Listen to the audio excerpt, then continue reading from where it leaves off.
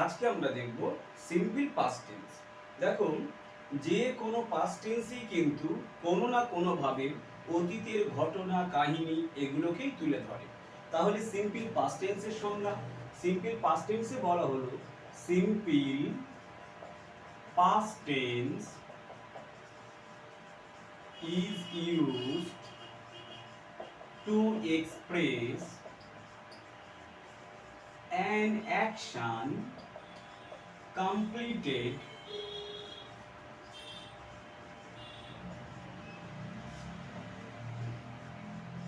in the past। অর্থাৎ simple past tense is used মানে simple past টেন্সকে ব্যবহার করা হবে টু এক্সপ্রেস অ্যান অ্যাকশন, এমনই একটা কাজকে বোঝানোর জন্য কমপ্লিটেড ইন দ্য পাস্ট, যা অতীতেই কমপ্লিট হয়ে গেছে। যেমন দেখো, আমি গত বছর দুর্গোৎসবে খুব আনন্দ করেছিলাম। বাবা গতকাল আমার জন্য একটা খেলনা কিনে এনেছে। এভাবে আজ থেকে 10 দিন আগে, 10 বছর আগে, 10 যুগ আগে যত যত ঘটনা ঘটে গেছে সমস্ত ঘটনাগুলোই কিন্তু সিম্পল পাস্ট টেন্সেরই অন্তর্ভুক্ত হবে। এবং এই সমস্ত বাক্যগুলোকে যদি আমরা ইংলিশে ট্রান্সলেট করতে চাই তাহলে আমাদেরকে ফার্স্ট অফ অল সাবজেক্ট, তারপরে ভার্বের সেকেন্ড ফর্ম অর্থাৎ পাস্ট ফর্ম এবং পরিশেষ অবজেক্ট ব্যবহার করতে হবে। এখন দেখো, কতগুলো উদাহরণের সহকারে আমরা বিষয়টিকে বুঝে নেব ভালো করে যে সিম্পল পাস্ট টেন্স কোন কোন ক্ষেত্রে ব্যবহার করা যেতেই পারে। তোমরা ইতোমধ্যেই জানতে পেরেছো যে অতীতের ঘটনাবলী, একদমই তাই, সমস্ত অতীতের ঘটনা। যেমন আগের উদাহরণগুলোতে তোমরা দেখতে পেলে, দেখো এর গঠনে প্রথমে দিতে হবে সাবজেক্ট, তারপরে ভার্বের 2 নম্বর ফর্ম এবং অবজেক্ট। এখন আমরা কয়েকটা বাংলা বাক্য সহকারে দেখে নেব যে তার ইংলিশ ট্রান্সলেট গুলো কি হতে পারে এবং এই সমস্ত টেন্স গুলো কোন কোন ভাবে আমাদের ইংরেজিতে কাজে লাগতে পারে। রাম রাবণকে হত্যা করেছিল। এখন রাম রাবণকে হত্যা করা নামক কাজটা কিন্তু দীর্ঘদিন আগে শেষ হয়ে গেছে। যেহেতু এটা অতীতের অনেক আগে শেষ হয়ে গেছে, তাই ডেফিনেটলি এটা সিম্পল পাস্ট টেন্স। এখন এই বাক্যটাকে আমরা ইংলিশে ট্রান্সলেট করব কিভাবে? প্রথমেই সাবজেক্ট, তাহলে রাম রাবণকে মেরেছে। এখানে রাম যেহেতু মারা নামক কাজটা করেছিল, তাই রামটাই হচ্ছে সেন্টেন্সের সাবজেক্ট। তাহলে আমাকে কি লিখতে হবে? রামা। এরপরেই হচ্ছে ভার্ব, মারা। মারা ইংরেজি কিল, কিলের 2 নম্বর ফর্ম কিল্ড। রামা কিল রাবণা, একদম সঠিক ট্রান্সলেশন। সুজন একটি কলম কিনেছিল। এখন সুজনের এই যে কলম কেনা নামক কাজ, এও কিন্তু অতীতেই শেষ হয়ে গেছে। অর্থাৎ এই সেন্টেন্সটাকে লিখতে হবে Sujan brought a pen, Sujan একটু কলম কিনেছিল। এইবার আমরা দেখে নেব যে এই সমস্ত সেন্টেন্স গুলোকে অ্যাফার্মেটিভ, নেগেটিভ, ইন্টারোগেটিভ এবং ইন্টারোগেটিভ নেগেটিভে কিভাবে আমরা চেঞ্জ করতে পারি। এবং এই সেন্টেন্স গুলো চেঞ্জের ক্ষেত্রে একটু বলে রাখি, তোমরা প্রত্যেকেই জানো যে কোনো সেন্টেন্সকে নেগেটিভ বা ইন্টারোগেটিভ করার জন্য আমাদেরকে অপারেটরস ব্যবহার করতে হয়। অপারেটরস কোনগুলো? অপারেটরস হচ্ছে সেই সমস্ত ভার্ব যাদের সঙ্গে আমরা নট যোগ করতে পারি। বেসিক্যালি এগুলো অক্সিলারি। এবং যতগুলো টেন্স রয়েছে প্রতিটা টেন্সের মধ্যে একটা করে তার নিজস্ব অক্সিলারি। আমরা যখন present continuous, past continuous, future continuous, কন্টিনিউয়াসের যে কোনো সিরিজে দেখতে পাবো সেখানে বি রয়েছে। যে কোনো প্রকারের পারফেক্ট টেন্সেই দেখতে পাবো সেখানে হ্যাভ অথবা হ্যাজের ব্যবহার করা হয়েছে। কেবলমাত্র অক্সিলারি বিহীন 2টা টেন্স রয়েছে, এক হলো সিম্পল প্রেজেন্ট আর এক হলো সিম্পল পাস্ট। সিম্পল প্রেজেন্টের ক্ষেত্রে আমরা এতগুলো কাল ধরে ডু এবং ডাজ ব্যবহার করে এসেছি। বাকি রয়ে গেল simple past tense. Simple past টেন্সের ক্ষেত্রে আমরা ব্যবহার করব ডিড, এবং এই ডিডগুলোকে ব্যবহার করে করে এই সমস্ত সেন্টেন্সকে আমরা কিভাবে চেঞ্জ করতে পারি সেই চেঞ্জগুলো আমরা এক এক করেই দেখে নেব। দেখো, আমি ফুটবল খেলেছিলাম, আমরা ফুটবল খেলেছিলাম। এই দুটো সেন্টেন্সের মধ্যে বেসিক কোনো ডিফারেন্স নেই। একটি মাত্র ডিফারেন্স তোমরা প্রত্যেকেই নিশ্চয়ই পয়েন্ট আউট করতে পারছো, তাহলেই সাবজেক্ট। এখানে আমিটা হলো ফার্স্ট পারসন সিঙ্গুলার নাম্বার, আমরা এ হলো ফার্স্ট পারসন প্লুরাল নাম্বার। এই দুইটা সেন্টেন্সের প্রথমে অ্যাফার্মেটিভ হ্যাঁবাচকে কি হতে পারে, তারপরে ওই সেন্টেন্সগুলোকে অপারেটরের মাধ্যমে কিভাবে নেগেটিভ করা যায়, অপারেটরের মাধ্যমে কিভাবে ইন্টারোগেটিভ এবং ইন্টারোগেটিভ নেগেটিভ করা হয়, আমরা সেগুলোই দেখব। তাহলে আমি ফুটবল খেলেছিলাম, আই ফুটবল খেলেছিলাম, খেলেছিলামই হলো ভার্ব, প্লেড ফুটবল।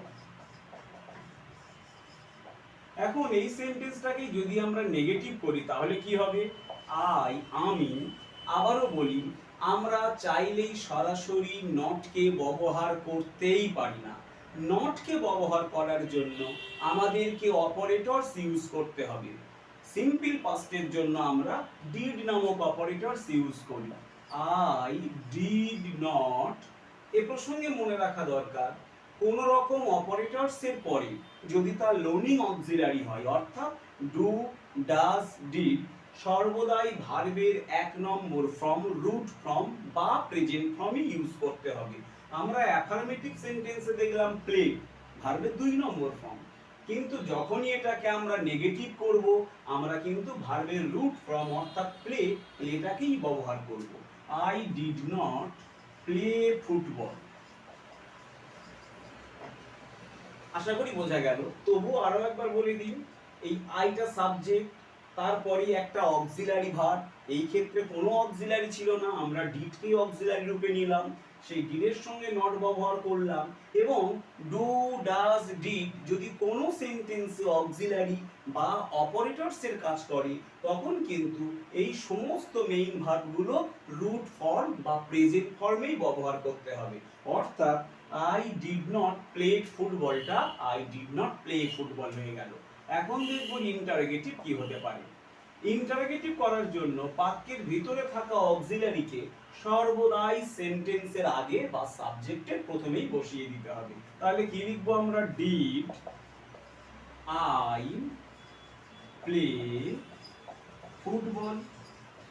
আশা করি বুঝতে পারলেন। এখন ইন্টারোগেটিভ নেগেটিভ, যদি কোনো সেন্টেন্সকে ইন্টারোগেটিভ নেগেটিভে চেঞ্জ করতে হয় সেই সেন্টেন্সে একই সঙ্গে প্রশ্নবোধক করার পাশাপাশি তাকে আমার নেগেটিভও করতে হবে। অর্থাৎ আমি ফুটবল খেলেছিলাম, এটাকেই বাংলাতে ইন্টারোগেটিভ নেগেটিভ করলে হবে, আমি কি ফুটবল খেলি নি, এই যে না জাতীয় শব্দ এবং প্রশ্নবোধক বাক্য উভয় একত্রে মিলেমিশেই হয়ে গেছে ইন্টারোগেটিভ নেগেটিভ সেন্টেন্স। তাহলে তার চেঞ্জ কি হবে, did I not play football. প্রতিবারের মতো এবারও স্মরণ করিয়ে দিই, ইন্টারোগেটিভ নেগেটিভ সেন্টেন্সের সাবজেক্ট যদি নাউন হয়ে থাকে তাহলে নটটা বসবে নাউনের আগে, আর যদি ইন্টারোগেটিভ নেগেটিভ সেন্টেন্সের সাবজেক্ট প্রোনাউন হয় তাহলে নটটা বসবে প্রোনাউনের পরে। আই ছিল প্রোনাউন, তাই নটটাকে আমরা এই প্রোনাউনের পরেই ইউজ করলাম। আমরা ফুটবল খেলছিলাম, এর চেঞ্জ কি হবে, উই প্লেড ফুটবল। খুবই সহজ। এখন এই সেন্টেন্সটা নেগেটিভ করতে গেলে একই নিয়মকে ফলো করব, অর্থাৎ বাক্যের মধ্যে একটা অপারেটরস আনবো, বাক্যে নট ব্যবহার করব এবং মেইন যে ভার্ব আছে সেই ভার্বের আমরা একটা প্রেজেন্ট ফর্ম ইউজ করব। অর্থাৎ we did not play football. যখন এটাকে ইন্টারোগেটিভ করব আমাকে লিখতে হবে ডিড উই প্লে ফুটবল। আশা করি সবাই বুঝতে পারছো। যখন এটাকে ইন্টারোগেটিভ নেগেটিভ করব, did we not play football. আশা করি বুঝতে পারলে ফার্স্ট পারসনের সিঙ্গুলার এবং প্লুরাল সাবজেক্ট হলে তার চেঞ্জ কিভাবে হতে পারে। এখন আমরা দেখব সেকেন্ড পারসনের ক্ষেত্রে কিভাবে চেঞ্জগুলো হয়। দেখো, তুমি ফুটবল খেলেছিলে, তুমিটা হলো সেকেন্ড পারসন। এখন এই তুমি নামক শব্দটা যার ইংলিশ ইউ, একই সঙ্গে সেন্টেন্সের সিঙ্গুলারিটি বোঝানোর জন্য ব্যবহার করা হয়। আবার প্লুরালিটি তুমি ফুটবল খেলেছিলে। এখন এই তুমি নামক সাবজেক্টটা সেন্টেন্সে যেমন সিঙ্গুলারের ক্ষেত্রে ব্যবহার করা যায় তেমনি প্লুরালের ক্ষেত্রেও ব্যবহার করা যায়। এর কিন্তু আলাদা করে কোনো চেঞ্জই হবে না, সিঙ্গুলারে যাই থাকবে প্লুরালেও তাই হবে। তুমি ফুটবল খেলেছিলে, ইংরেজি হলো তুমি, ইউ সাবজেক্ট, খেলেছিলে ভার্ব, 2 নম্বর ফর্ম প্লেড, আর ফুটবল। এখন এই সেন্টেন্সটাকে যদি আমি নেগেটিভ করতে চাই, প্রথমে ইউ বসাতে হবে, এরপরেই বসবে আমার অপারেটরস। পাস্ট টেন্সের ক্ষেত্রে ডিড অপারেটরস রূপে বসে, এরপরেই নট, এবং অপারেটরস যদি ডু, ডাস বা ডিড হয়ে থাকে তখন এই মেইন ভার্বের 1 নম্বর ফর্ম বা রুট ফর্ম ব্যবহার করা হয়। You did not play football. এই সেন্টেন্সটাকে নেগেটিভ করতে হলে বাক্যের ভিতরে যে অক্সিলারি, যেহেতু সিম্পল পাস্ট টেন্স তাই অক্সিলারি দেখা যাচ্ছে না, কিন্তু এখানে একটা রয়েছে, সেই অক্সিলারিটাকেই সাবজেক্টের আগেই দিতে হবে। অর্থাৎ ডিড ইউ প্লে ফুটবল। এই সেন্টেন্সটাকে যদি এখন আমি আবার ইন্টারোগেটিভ নেগেটিভ করতে চাই, আমাকে প্রশ্নবোধক সেন্টেন্স বা ইন্টারোগেটিভ সেন্টেন্সের বেসিক যে স্ট্রাকচার সেটাকে বজায় রেখে did you not play football. আশা করি বুঝতে পারলে। এখন আমরা দেখব যে সিম্পল পাস্ট টেন্সের থার্ড পারসন সিঙ্গুলার এবং প্লুরালের কিভাবে চেঞ্জ হয়। তাহারা ফুটবল খেলেছিল এবং তুষার ফুটবল খেলেছিল। তোমরা প্রত্যেকেই জানো আমি, আমরা, তুমি, তোমরা অর্থাৎ আই, উই অ্যান্ড ইউ ছাড়া যত সাবজেক্ট পৃথিবীতেই রয়েছে সমস্ত সাবজেক্টগুলোই কিন্তু থার্ড পারসন। তার মাধ্যমে এককে বোঝানো হলে সিঙ্গুলার, একাধিককে বোঝানো হলে প্লুরাল। এখানে তাহারা, আমি, আমরা, তুমি, তোমরার মধ্যে নেই, তাই এটা একটা থার্ড পারসন।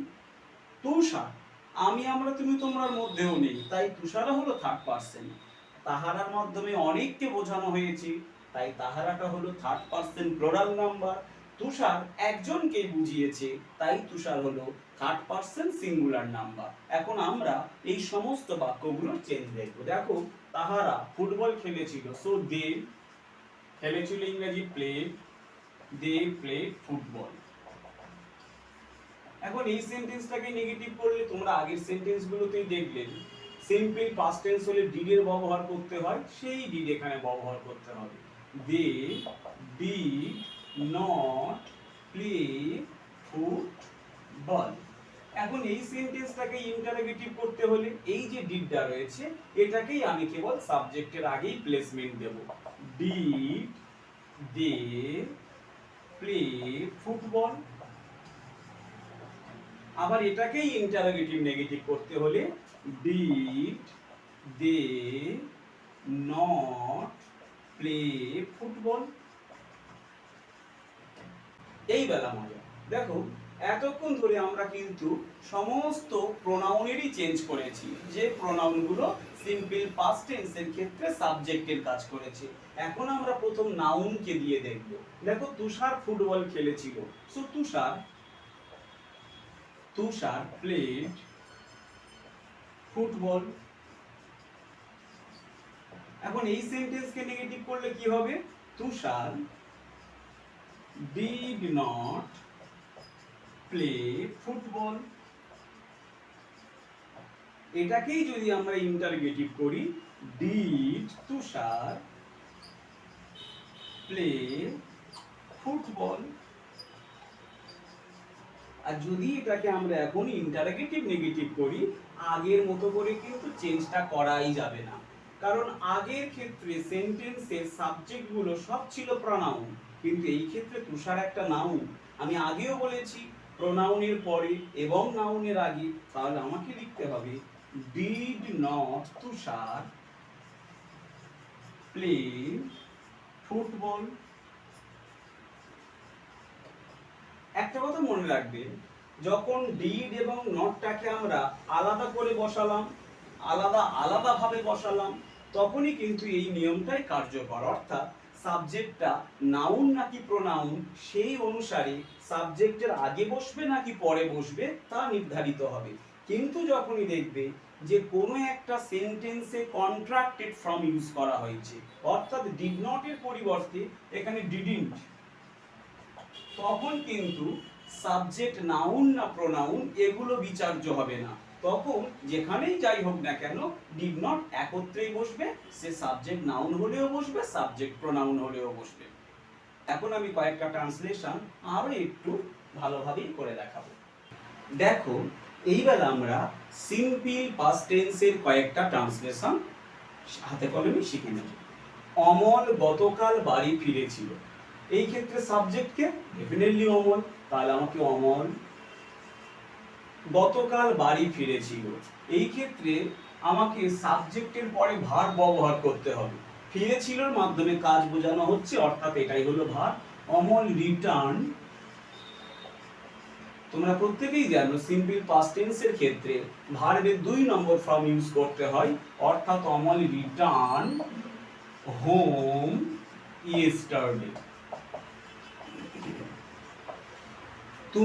তুমি ছবিটা আঁকোনি, দেখো এটা ছিল অ্যাফার্মেটিভ সেন্টেন্স, এটা হয়ে গেল নেগেটিভ সেন্টেন্স। তাহলে তুমি ছবিটি আঁকোনি, সাবজেক্টকে, সাবজেক্ট হলো তুমি। যেহেতু সেন্টেন্সটা নেগেটিভ তাহলে ডেফিনেটলি একটা নট ব্যবহার করতে হবে। এটা সিম্পল পাস্ট টেন্স, তাহলে নটটা ব্যবহার করব কার সঙ্গে? ডিড এর সঙ্গে।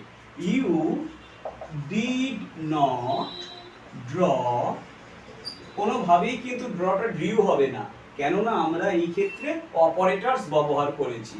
তাহলে you did not draw the picture. Rabi কি কবিতাটি লিখেছিল, দেখো এটা আবার ইন্টারোগেটিভ সেন্টেন্স। ইন্টারোগেটিভ করার নিয়ম তোমরা ইতোমধ্যেই জেনেছো।